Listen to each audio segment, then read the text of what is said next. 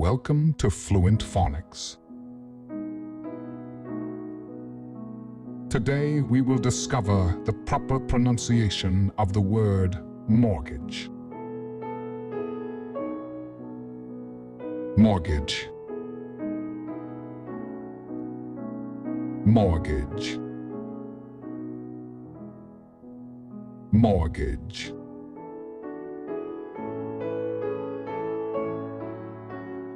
Here's an example of how one might use it in a sentence. I applied for a mortgage to buy my first home.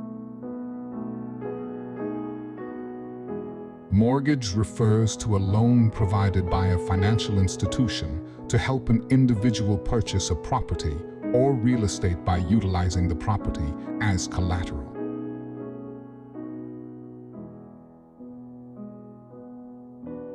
Thank you for your time. If you enjoyed this, please like and subscribe for further content.